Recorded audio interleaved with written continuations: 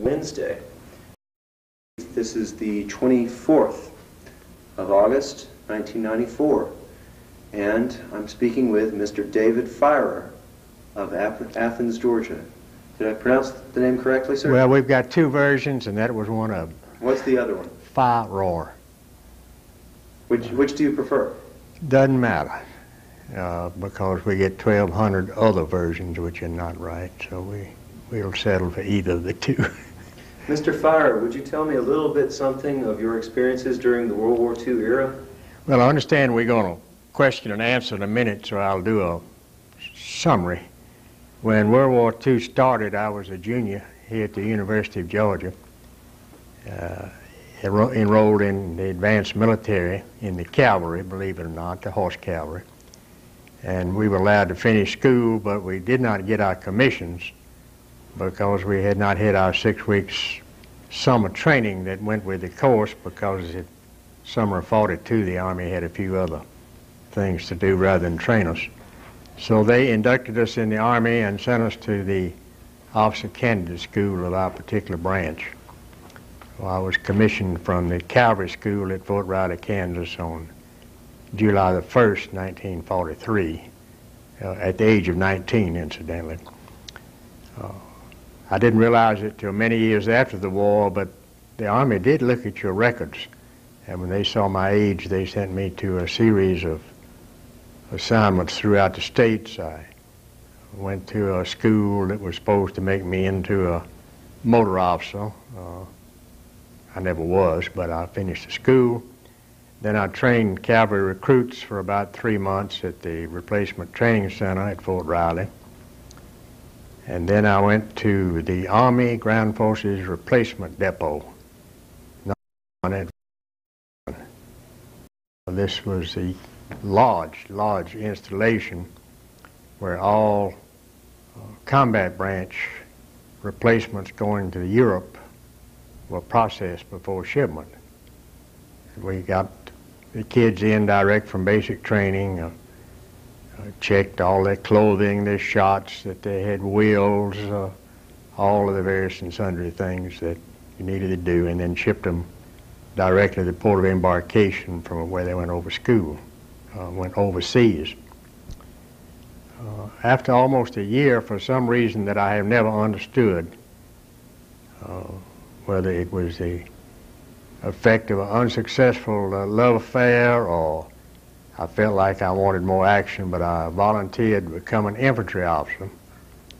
Went to Fort Benning, Georgia for 8 weeks of intensive training and was transferred into the infantry. Actually, the Army called it detailed. I remained a cavalry officer detailed in infantry. The infantry didn't worry much about my age because within a couple of months after finishing, I was on the USS Hodge, a transport ship going to the Pacific Theater. The war in Europe was winding down. As a matter of fact, it ended the day before we shipped out for the Philippines. In the Philippines, I served with the 27th Infantry Regiment, known as the Russian Wolfhounds, which are a very famous military regiment within the United States Army that got its nickname fighting the Red Russians on the side of the White Russians immediately after World War I. I served with them in the Philippines. I almost caught up with the war there, but we were in the line. I joined them and was in the line, quote, line, for about 7 days, and they pulled us out into camp, bivouac area, to prepare for the landing in Japan, which was coming up in October of 1945. And thank the Lord and Harry Truman and the atom bomb, we did not hit the beachhead in Japan. Instead, we landed rather sedately over a dock, and I served in the Army of Occupation until the summer of '46. We finally met the requirements of 42 months of total service. Came home on another transport and was separated from service. I remained in the reserve with a short detour into the National Guard and back to the reserve, and finally retired as a lieutenant colonel. Well, I became inactive in 1970 and retired. That's a thumbnail. That's a pretty good thumbnail. Were you from Athens? Had you grown up here? Native of Athens. My father was on the faculty of the university, and except for the war years and a couple of years thereafter, I've been here all my life. What did your father teach? He was in the 40 years he was with the university, he was the extension horticulturalist specialist. Then he went to World War I and came back. He became, I don't know exactly what he was doing, but he's working with carload marketing of watermelons and sweet potatoes in South Georgia. He and my mother, who was an Athens girl, incidentally, both got malaria. And so when he was offered a position back up in North Georgia where the mosquitoes weren't so bad, they came back to Athens. He took a master's degree and organized the Department of Ag Economics in 1928 and was its head until he retired in the 50s. He also went back to World War II. Where did he serve in World War II? Strangely enough, he was a major of artillery in the reserve. They call it the Officers Reserve Corps. And they called him back and put him in the Army Air Corps. And he served in administrative positions in Lowry Field in Colorado until his stomach ulcers and blood pressure blew up, and they gave him a disability retirement in '44. Well, can you tell me something about the cavalry? And I've heard there were horse barns on the south side of campus. The horse barns were where the parking lot for continuing education is now. There's a detachment of enlisted men, most of whom were good horsemen.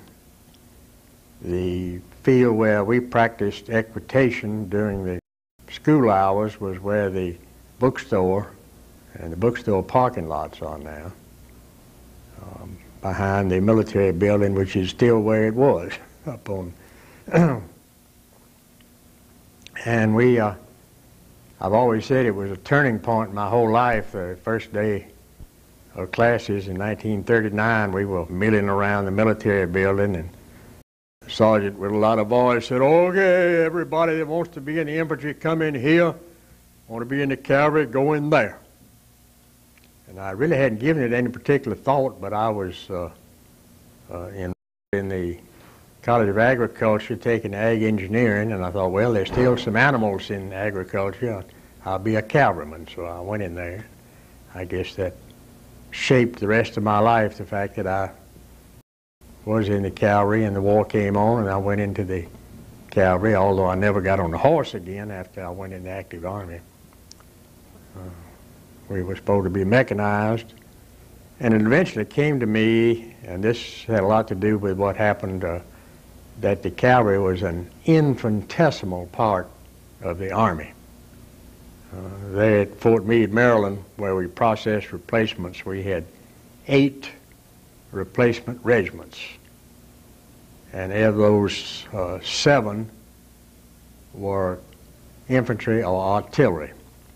1 was a combination of armor, which in those days they called the armored force, and cavalry.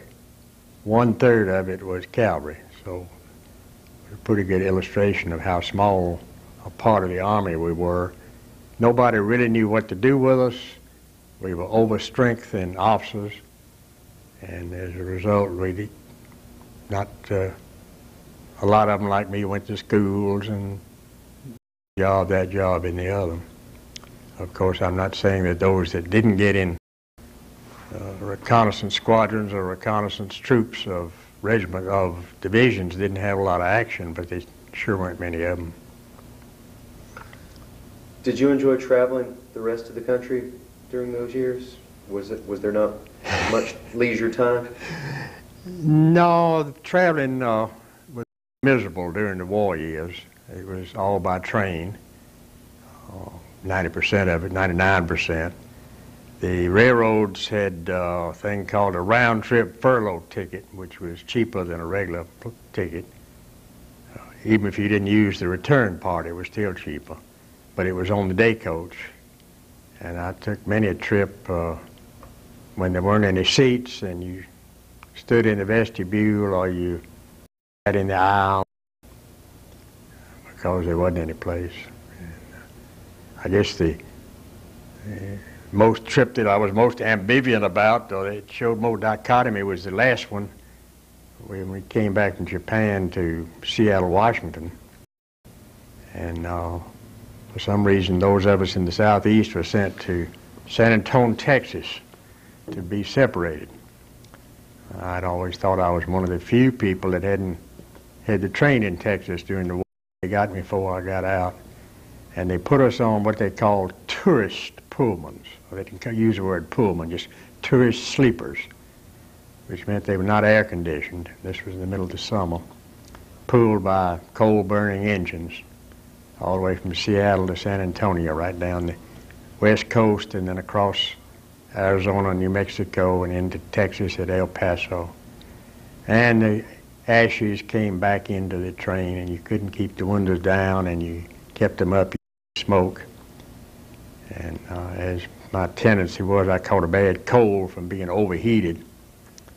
And for a month after I was separated and came home, every time I let a cold smoke. That was a bad one. I left Athens one time after a leave, going back to Fort Meade. Absolutely no seats whatsoever on the train. And I sat on my Valpak in the aisle, and after a while I just stretched out in the aisle, put my head on my Valpak, and went to sleep. And I was aware, murkily through my sleep, that the train had stopped. When I finally woke up about daylight, I discovered we had only made it to Greenwood, South Carolina, because a tornado had come through and blown power lines down across the railroad track, and everybody was afraid to touch them. So instead of getting into Washington, Fort Meade at 10, 11 the next morning, it was 10, 11 the next night. Fort Meade was North Carolina, wasn't it? No, Maryland. Maryland, I'm sorry. That must have been an awfully long trip. 12 hours? Yeah, about 12 hours by train. Meade is about halfway between Washington and Baltimore. Can you describe some of those other posts? Well, as I say, I started, of course, I was inducted over here in Atlanta at Fort McPherson. Not too much to say about that, except they just ran us through. And the orders that we went there on provided that the group of ROTC people from, well, we were the only ones going through Fort McPherson, that we would be inducted in the grade of private and immediately promoted to corporal, because the regulation said you couldn't go to officer candidate school unless you were a non-commissioned officer. So we, I guess, they had the shortest stay as privates of anybody ever went in the Army. And we did not, most of the kids came in and was checked, got a physical and basic information, was sworn in and was sent home for 10 days. And they came back, their papers were all processed and they were ready to go. But we had to be at Fort Meade at a certain date, so we went through McPherson. I always get McClellan and McPherson mixed up. I served at both of them. And then they put us on a troop train and we went to Fort Riley, Kansas. And the main part of that post is an old post built out of gray stone and 3-story barracks, real nice. And then one side was, there were 3 satellites. One was the Cavalry Replacement Training Center, which was all wooden barracks. I didn't know how nice it was until I went to other places. They had natural gas for heating the barracks and cooking, which kept it very clean. They had an armored division, another satellite called Camp Funston, and then they had Whitside, which was where the school troops stayed, and all those were temporary wooden barracks. Then I went to Fort Meade, and basically it was all wooden barracks, but they heated the barracks and did all the cooking with coal, so it was sort of dirty, you know, in the wintertime. And we had the rumor was that any particularly regular Army officers who had blotted their copybooks or screwed up along their career, they sent them to Fort Meade because the commanding general was a brother-in-law of General McNair. McNair was the chief of the Army Ground Forces. And this fellow was psycho. He'd call full colonels in 2 o'clock in the morning, stand them in attention in front of his desk and chew their ass about something they had done wrong. He had a requirement that nobody was allowed off the post out of the barracks after midnight except 2 nights a week. We sort of operated in fear at Fort Meade. I never got in any serious problems there. I overslept a reveille formation that I was supposed to take one morning and got caught. Was restricted for a week, and all the other officers said, well, as long as you're going to be here, Firor, you can take reveille from me, won't you? And so I took reveille every morning for a week, which meant I got up at 5:30 and had to be in the company area by 6. And at that age, sleeping through an alarm clock was no problem. So one day I didn't get in more trouble. I also did a interesting 2 weeks in the hospital there. I took the company out, and of course these people were not soldiers we knew, because they came in, we processed them, and if they weren't ready for them to ship, we gave them training for a day, 2 days, a week, 2 weeks. And in our case, there was more of this because they didn't need the cavalry people like they did the infantry. But I think we were allowed 48 hours to have them processed and ready for overseas shipment. And then we trained. And then when they went on orders, we got another 24 hours to have them ready to ship out. But I took a group on a terrain walk, and I asked the troop commander, what in the hell is a terrain walk? And he said, well, you go out and they follow you and you walk around the post and point out the military aspects of the terrain and how it would affect battle if you had to fight it here. And Fort Meade is in that horrible sand hill country in the central Maryland. And there wasn't much terrain really to look at. I mean, you need hills and valleys and things. But I did my best. But in the process, I cut a vine off of a tree with a new knife I had that I wanted to whittle with. And turned out it was poison ivy vine. And I spent 2 weeks in an Army hospital. And then they admitted me they had to feed me because the backs of my hands were so swollen I couldn't bend my fingers. I'm very allergic to poison ivy. But the bright side was I met a real nice Army nurse, and she and I went together for the rest of, well, until just before I left there when she married somebody else. From Meade, I went to Benning to be retreated into an infantryman.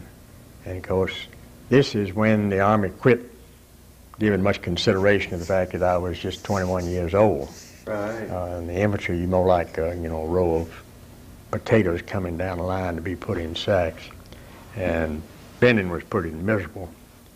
And without being a racist about it, it was also one of the very first things in integration the Army ever did. Our class was about half black, and they had been kicked around, and partly their own fault, and they were not very responsive and made sort of a, well, I'm really ashamed of the way I behaved and all the rest of us behaved. I'm not talking about a racial thing, but the fact that we just paid little attention to what we were doing. We didn't give a damn, and many of them had been sent there involuntarily. The anti-aircraft branch was overloaded with officers, and there were a lot of those that had been sent there. And then these black fellows Matter of fact, one of them and had graduated in my class at OCS, and I hadn't seen him since. But they had broken up the old all-black 2nd Cavalry Division and made labor troops out of it. I remember some of them sitting on the bed and talking among themselves. Said, yeah, said, I was supposed to go overseas, but I played crazy and got out of it. Well, that was pretty miserable. We didn't have much fun. The food, I didn't realize, of course, the Army has a saying, but there are only 2 good posts. The one that you just left and the one that you're going to. And I didn't realize how good we had it at Fort Meade till I got to Fort Benning. What time of year was it when you were at Benning? The winter time, from December till February. And here in Georgia, I guess, was the coldest 3 months I spent in service, because the infantry school delighted on having us sitting in an open bleacher on top of a hill waiting for a lecture at 0800 in the morning. And sometimes this was 10 or 15 miles from the post. And I actually was wearing long wool underwear. Under that, wool breeches and shirt. And then on top of that, a field jacket. And rain or shine, we wore galoshes, because galoshes are the only thing that really keep your feet warm. At about 10 o'clock when they were through lecturing, we started running problems. The sun was coming out and it was getting warm. And we had to strip off clothes and figure out some way to keep track of them until we got ready to go back. And, we started, when we'd get a break, everybody started building little fires with leaves and twigs. Not that you had time enough to really get warm, so one instructor knew about us, and he was getting toward the end of his lecture, and he kept right on talking, and he reached in his pocket and pulled out some twigs and a piece of paper and put them down on. And just as he said, take a 10-minute break, he lit his own fire and said, I gotcha. Wow. Were there as many people as I'm used to thinking about at Fort Benning there? And I'm imagining that's 42 or 3 there? 44. Well, I went there in 44 and 45. I presume that they were probably winding down a little bit by then, but it was an enormous post, and of course still is, but it had lots of people. The infantry school, the parachute school, an officer candidate school out at Sand Hill, these school troops, which all the school places that had schools, they had school troops. And I think, oh yeah, there was a whole infantry division, I don't remember which one, that had not yet gone overseas taking their final training. All at Fort Benning. Did you see anything of the town of Columbus or Phoenix City? I hate to say it, but of course Columbus had had soldiers there since, I guess, before World War I. And the treatment you got in Columbus was not very good.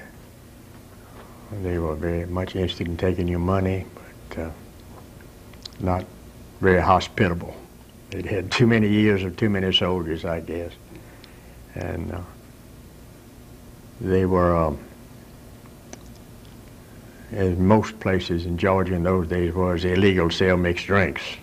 So you had to join a club and pay 50 cents to become a member, and then you could go in the back room and have a mixed drink and play slot machines. And I ran up on a lady in one of these joints playing a piano and got to talking to her.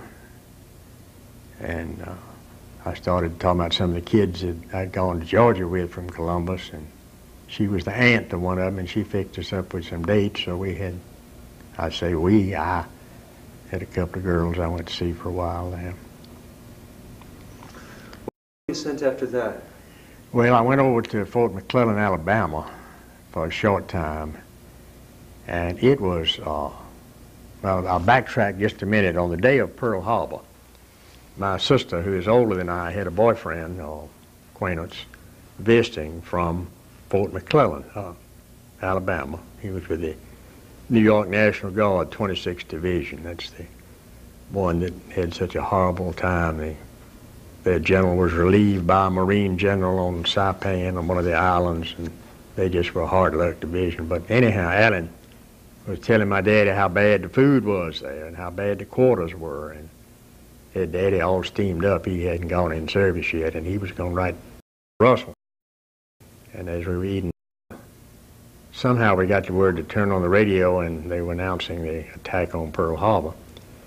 And after listening a little while, Alan turned to my daddy and said, Mr. Firor said, you can forget about writing Dick Russell. And he went back to McClellan that night, and they shipped out, to, I guess that same night, to guard some reservoirs and things, and they were on the West Coast in a few weeks and went to the Pacific. And as I say, they had a bad time in many instances. But anyway, McClellan had improved. And rather than regular wooden barracks, they had what they called shambles, I think, or huts or something, which were really pitiful places to house troops. Just small things crammed with men, heated by wood stoves, no furnaces, with a separate building over here for latrine, which meant you had to run out in the cold or the heat or the mosquitoes. But they were doing a good job of training by that time. They had gotten on to it, and I couldn't really believe my eyes because, in all honesty, the cavalry never changed a whole lot, and they were very much like peacetime. All the safety precautions and counting the ammunition and checking, and they took us on an orientation tour, and here were these trainees simulating taking a village, and they were going down the sides of the street and into the houses, and while a machine gun fired up and down up the main street. And man, these people have forgotten all the things you're supposed to do. And I noticed in the daily bulletin that there was a notice of a trainee being killed in training about once a week. But of course the rationale is a whole lot better to kill one in training than send 100 overseas untrained and not ready. Didn't stay there very long and got overseas orders, went back to Fort Meade and was going to go to the European theater. But once again, I had an interesting illness. I got, can't think of the name, glandular fever. There's a mononucleosis. Yes, sir. Kissing disease, and I had every opportunity to get it. And so I went to the hospital, and while I was in the hospital, they put me on orders for an overseas shipment to Europe. And then they checked, and I was in the hospital, so they scratched me. And I got out and went back to the replacement company and did little odd jobs, one of which was fitting shoes. Regulation that everybody's shoes had to be checked for fit by a commissioned officer.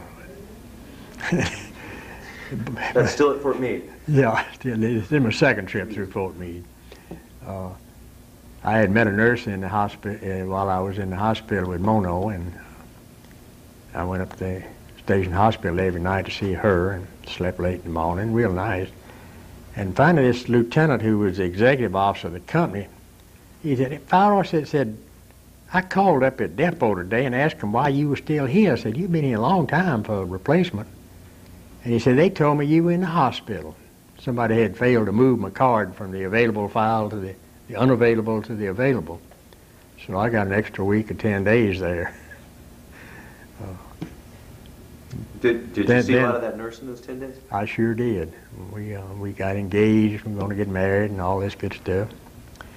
So I went on the first shipment that Fort Meade ever sent to the Pacific. And we went by troop train from the East Coast to the West Coast. I think there were 5 or 6 trains in the shipment. And as I say, we shipped out on a brand spanking new transport. It was manned by the Coast Guard, and unfortunately most of the Coast Guard was brand new too. But we were all standing on deck. We were going to go under the Golden Gate Bridge. And it came on the PA system and said, now hear this, now it's the Navy talk, now hear this, all troops lay below to your compartments. So they put us below decks and we didn't see the Golden Gate Bridge. It was some 30 years later before I ever got back to San Francisco and saw the bridge. And we were 22 days out of sight of land alone. There was really no submarine threat in the Pacific by that stage of the game. We made a stop at New Guinea. I don't know why. Let a few troops off. And here the Coast Guard, when you use your fuel oil, you pump water into the tanks to keep the ship in trim. And they went to get rid of the water. Instead of pumping it overside, they pumped it into the burners and blew out the whole electrical system of the ship. And really no big problem. We were tied up at dock, but you had no ventilation below decks, and you couldn't get anything to eat because you couldn't cook. And we had a detachment, I guess, of 50 nurses on board. So at the time I thought, this is terrible. And somebody went to the senior colonel and said, we've got emergency rations. And he said, this is not an emergency. And of course, in retrospect, he was right. Skipping one meal for people that weren't working any more than we were. But the troops decided to serenade the nurses, so we heard 300 verses of roll me over in the clover, roll me over, lay me down, and do it again. And they got it fixed, and we went on up and disembarked in Manila. Went to, and Manila, of course, was blown all to hell. And I looked at some of my letters I wrote home. I was very much impressed with the effect of inflation, because we went to a restaurant and an egg was, I guess, maybe 50 pesos, or maybe a peso, which would have been 50 cents. Wrote my daddy about when things get short. I said, on the other hand, you can hire labor for practically nothing. And once again at the repo depot, apparently somebody looked at my record and said, oh, we don't want to send. Of course, this was 45, I was 22 by then, but still sort of young. And they sent me a note that I was on a 30-day hold to stay there in the replacement depot to do something. And I reported over and told this lieutenant, I said, damn, every place I go, they stick me in some kind of replacement depot. Well, things were different overseas. He picked up the phone and called somebody and told them, this officer don't want to stay here. And they said, okay, send him on. So I went by train and truck to the Carabello Mountains in northern Luzon. And the division had been continuously committed to combat or war by the time we got out for 165 days. Which was a record, and they still claim it to be a record for continuous commitment. And of course, they had turned the 1st Cavalry Division south to go to Manila, and they'd gotten all the publicity while my outfit was slogging through the mountains. And, I was assigned to Battalion Headquarters Company with what they call the Ammunition and Pioneer Platoon. And I didn't know anything. At Fort Benning, they had even told us it was such a platoon in a headquarters company. As it turned out, it was where all the misfits and screw-ups were sent, and we dug latrines and garbage pits, and I guess in combat they hauled ammunition. And we were technically committed, and our companies were up there. And this is about 6-7 days later, they sent me back to the division, and I never have understood why, to line up trucks to take us out. And I got there, and the battalion supply officer had it all done. So I got to ride up and down the Cagayan Valley a couple of times. Through Dalton Pass, it was known as Belady Pass, and the assistant division commander, Brigadier General Dalton, was killed by a sniper there at the pass, and they had renamed it, the Filipinos had renamed it for him, and We're actually building a little marker monument already. So we came back out and went into bivouac at a place near Tarlac in the Philippines, where they reverted to see this. The 25th Division was one of those that was bombed and strafed at Schofield Barracks on Pearl Harbor Day. They were an old regular Army division. And they went back to the regular Army training schedule of 4 hours of training in the morning and do details, labor, or goof off in the afternoons. And, I kept feeling like, man, I don't know enough here. And just sure as the world, we get in combat and something happens to some of those platoon leaders in the rifle companies, I'm going to be in a platoon leader in a rifle company. But nobody seemed to worry about it or want to tell me anything, so I went with the flow. And they had, from my tent, I could see a small wall tent, I think it was, may have been a bigger one, with a barbed wire fence around it and a sentry. And nobody but the regimental commander and his staff and the battalion commanders had been in that tent. They were being briefed on what was coming up, which was the landing in Japan. We were in the Operation Cornet, which was to come off in October, I believe, or November, on the southern island of Kyushu. We were a beachhead division. This would have been October of 1945. Mm-hmm.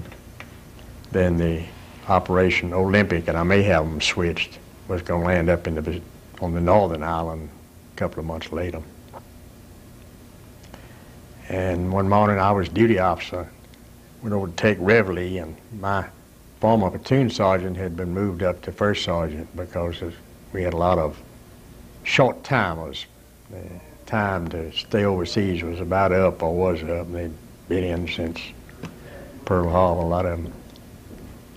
And so my former platoon sergeant was first sergeant, and he turned, "All present accounted for, sir. Lieutenant, the war's over." I said, "What the hell are you talking about, Tom? The war can't be over." He said, "Came on the radio last night, said the Japanese have said they'll surrender if they're allowed to keep their emperor." And of course we had rather vaguely heard something about dropping some kind of big bomb on some of the cities, and then a little later I was walking by somebody's tent. Uh-oh, maybe we better stop. I've come unhooked. Let's see. It just goes into that little paper clip. And that was the first time I heard them say atom bomb. And I said, well, I hope they drop a lot of them things. We had reached the point where our battalion commander, he hadn't said we're going to Japan. He said, but the next place we are going, he said there are going to be women with spears fighting us in addition to the soldiers and the troops and everything. So we knew, of course, that we were going to Japan. And sure enough, within 2 or 3 days, the war was over. But that very morning, after I took reveille, I dismissed the company, and I went back to the tent, and we had 2 other lieutenants in this big tent with me. And good God Almighty. Get out of here, red wine. Hello, Jack. I'm going to spend a few more minutes listening to Mr. Firor here. Then I may take us in the other room, I'm not sure. But please, by all means. Anyway, we had somewhere along the line, the division sent some all the way back to the States who bought up a whole bunch of liquor and brought it back because there was no liquor issue in the Army. The Navy had it, Marines had it, but Air Force, but we didn't. And out of clear blue sky one day, they said, here's your liquor ration, and gave me 3 bottles of booze. And so I went back to the tent that morning, opened my footlocker, and got out the bottle, and punched my roommates, and I said, fellas, or tent mates, and I said, fellas, the war's over, have a drink. Now, one of them was just out of the hospital with, they thought, dengue fever. Many years later, I saw him again and found out he had had 2 different strains of malaria. And after I was out of the division in Japan, they both hit him at once and he almost died. But anyway, he said no, but my other friend, who I'd been with since Fort Benning, And between the two of us, we just about killed the bottle and went to breakfast drunk. And this is the day you heard about The day we heard the war was Day. over. It wasn't VJ Day, but it was the word. And I see. without anybody saying anything, we just all took the day off and didn't train. And we all, these lieutenants that were there together, all the lieutenants in the battalion were together. And we got in the tent. And everybody broke out what they had. And when we ran out, this little medical administrative officer said, well, I guess I better go see the Romanian ambassador. Y'all give me some money. And we dug up a little money, and he came back with some grain alcohol. And we spent a rather drunken day. A couple of days later, we went back to training, and that was all the celebration we had. And then we got the word we were going to be in the occupation, and moved up to Lingayen Gulf and got on a transport and set out for Japan. And a few days out, some friend was standing at the rail, and I walked over, and he said, this convoy is circling. He goes, it's very, very difficult to tell that from one ship over this bad. But one of those famous typhoons was going across up ahead, and we were just waiting for it to get by. And it was pretty rough, even at that. And it hit, either that one or another one hit the port in Japan that we were supposed to disembark at. And some fool admiral ordered the minesweepers out to sweep the mines in the typhoon. And a couple of the minesweepers were blown ashore. So we got to Japan, we went into another port that port, but it didn't have any dockage, and sat there for about 2 weeks waiting for the Navy to get the mines out of the harbor. We finally disembarked and went to a place called Gifu, not far from Nagoya. And I guess I got to stay there 2 or 3 nights, and they really didn't need infantry second lieutenants in the occupation. And all the people who had been in non-combat jobs had been there a long time and gotten a lot of points, and they were going home just as fast as they could ship them out. And the infantry, you hadn't been there long, because if you'd been there very long, you were either shipped home a cripple or you were dead. So we didn't have many points, most of us. So they pulled me out of the division, and the rest of my tour I was a rail transportation officer working at railroad stations down on the southern island, coordinating U.S. military needs for trains and passenger service and freight service with the Japanese railroad people. Was there a lot of their lines intact? The Air Force had been instructed and carefully avoided damage to the railway system, because they figured once we landed, we would need it. So, and they ran, even in those, they ran a jam-up system. They knew how to run the railroads. I won't say they ran on time because there were shortages and all of this thing, but they kept them going. And all the fella really needed to know, didn't need to know anything, he just needed to have a good interpreter. And so I'd go to the Army or the Marines, or whoever needed something, they'd tell me what it needed, and I'd go back and tell the Japanese. And if it went well, I'd take the credit. So I stayed in that job until I came home. Went in reserve when I came home, as I said. And would that have been 1946? got home in, well, actually it was technically separated September the 1st, 1946. I had been home on terminal leave for, as a matter of fact, long enough to have gone to Pennsylvania to see my nurse and to have gotten a job and gone to work by the time I was technically out of the Army. Can you give me a hint of what sort of work you've been doing in the 50 years since then? I worked for a year for the Walton Electric Membership Corporation over at Monroe. Met a local girl and got married. And her name? Her name was Margaret Chick. And once again, for some reason I don't understood, I enjoyed my work over there. There were good people, and she was a native of Monroe. We used to square dance and picnic. But I got a bug and took a position in this faculty of the University of Illinois, ag engineering. And that was miserable. There was no housing. And I don't know where you're from, but we found the Midwesterners not to be hospitable. They sort of went their own way. So when my contract came up, we came home, and my father and I went farming in partnership. He was back on the farm out where I live now. And I built up a dairy herd, milked cows. And in the early 60s, we had full employment, which meant that anybody with sense didn't take a job on a dairy farm, because that's hard, regular work. So when I found myself without help and couldn't seem to get any, I gave that up, and I worked for, well, it's gone now, but at that time it was Better Made Dairy Products here in town. Later became Coble, and then Coble was bought out by Peeler. So I moved in the facility out there on Newton Bridge Road about a year after I went to work for them. And in the meantime, I was a county commissioner here in Clarke County for 8 years, and I also was active in soil and water conservation activities. And out of clear blue sky in '71, I got an offer to work for the National Association of Conservation Districts. Well, a lovely job. I had 15 states, including Puerto Rico and the Virgin Islands, that I traveled in. And I had other responsibilities, so before I retired, I had either in that position or in the military or somewhere, I had visited 49 of the 50 states. And I'm really impressed. Still hoping to get to Alaska one of these days. Any children? I have, well, Margaret died in 1974 of cancer. And we have one little girl who is now a big girl with a granddaughter. She lives in Savannah. And a couple years later, I remarried, and I have 3 stepchildren.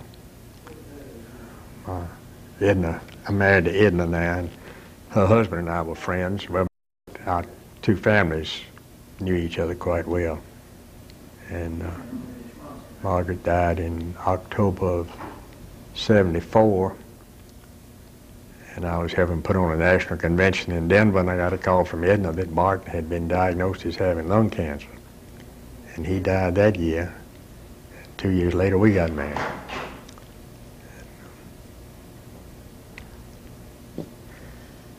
That's about it. Well, let me ask my last question for these interviews. I tend to ask people, if you were talking to people of another generation who might only know the World War II era from history books or videotapes even, if you were speaking to an audience of folks who might be of college or high school age and might be learning that way, what is most important from the experiences you lived through of the World War II era?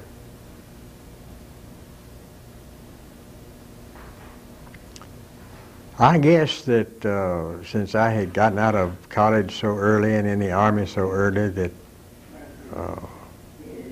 I spent my war years growing up. And I was really a very immature young man. And so my efficiency reports usually were excellent, which is Army for mediocre, and made a lot of mistakes. But I managed to come out without becoming an alcoholic or getting court-martialed or anything serious, and then I could look back on it and say, well, you know, I've accomplished all these things. I ought to be able to go ahead, and I did.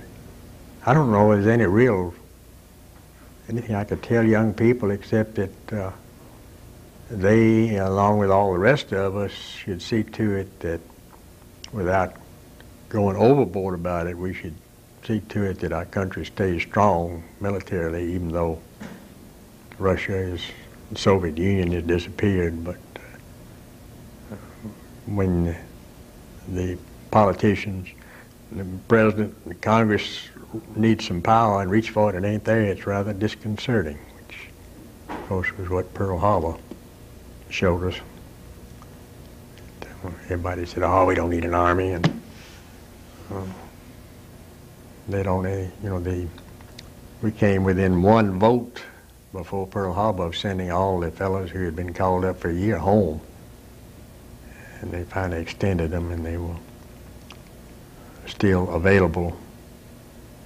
But if we had just done, 1/10 of the military preparation, when we should have had sense to know there was going to be trouble, if we'd done 1/10 of what we eventually had to do, we probably would never have gotten into a world war. Same holds true, of course, for the British. But we've repeated this cycle. The war ended in 1945, Korea started in 1950, we weren't ready for that. Then we got out of that without winning and got mixed up in NAM. And damn politicians were scared of the voters, and they never called up the reserve. And they set up the draft so that if you had a little money and half cents, you could avoid it by going to college. And a lot of people didn't back it, and so we got our butts thoroughly beat there, and the Army reputation was torn to shreds. Fortunately, they got it together, and by the time Desert Storm came, we had a pretty good Army ready to go, and did have sense enough to activate the Guard and the reserves so that it was everybody's war, not just the poor boys. Before we quit, were you ever activated in the reserves during those years? Never was. I thought in '50, when I'd come back from Illinois and was trying to build a house